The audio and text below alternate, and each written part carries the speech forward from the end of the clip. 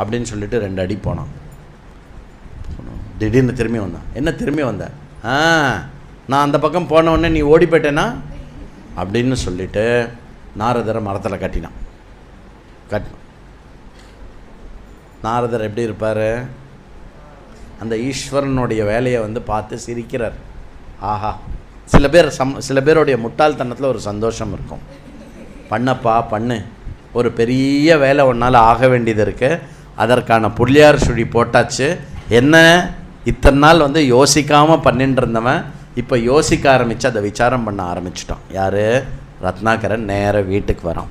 வீட்டுக்கு அப்பா இந்த மாதிரி நான் பண்ணுறேனே, எல்லாம் கொண்டு வரேன் இல்லையா, என்னுடைய பாவத்தில் நீ எடுத்துப்பியா?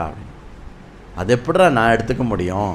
நான் எடுத்துக்க மாட்டேன்டா, அதெல்லாம் ரொம்ப கடைசியாக 6 உயிர் ஒய்ஃப் கிட்ட போய் கேட்கணும், நீ எடுத்துப்பியா? அது எப்படின்னா உங்கள் பாவம் உங்களுக்கு தானே. ஒரு செகண்ட் ஷாக் ஆகிட்டான். அவ்வளோதானா? இஸ் தட் ஆல் அப்படின்னு அங்கேருந்து வந்தான். நேராக திருப்பி நாரதர்கிட்ட காலில் விழுந்து நமஸ்காரம் பண்ணான். நான் ரொம்ப பாத்தகம் பண்ணிட்டேன், மகா தப்புகள்லாம் பண்ணிட்டேன்னா, என்னை உத்தாரணத்துக்கு எனக்கு வழி இல்லை, என்னை தயவுசெய்து உத்தாரணம் பண்ணுங்கோ, என்னை தூக்கி விடுங்கோ, இந்த சாக்கடையிலேருந்து நான் வெளியில் வரணும், என்னை காப்பாற்றுங்கோ அப்படின்னு விழுந்து நமஸ்காரம் பண்ணான். நாரதர் உடனே என்ன சொல்லியிருப்பார்? முதல்ல நீ என் கட்டை ஊற்று விடுறாப்பா. அலர்ட்டாக கேட்கணும். என்ன ஸ்டோரி? முதல்ல என் கட்டை ஊற்று விடப்பா, நான் உன்னுடைய மனசில் இருக்கிற கட்டை ஊற்று விடுறேன், எனக்கு வெளியில் போட்டிருக்கிற பாக்கிய பந்தத்தை நீ உனக்கு மனசுக்குள்ளே இருக்கிற அந்தக்கரண பந்தத்தை நான் நீக்கிறேன்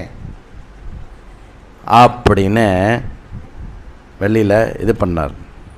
அப்போது நாரதர் ஒரே ஒரு சஜஷன் கொடுக்குறார்.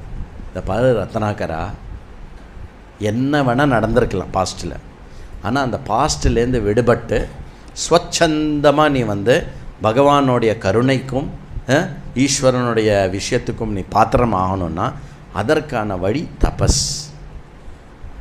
அப்போ உற்றநோய் நோன்றல் உயிர்குறியான் செய்யாமை அற்றே தவத்திற்குறி. என்னது இது? என்ன அதிகாரம்?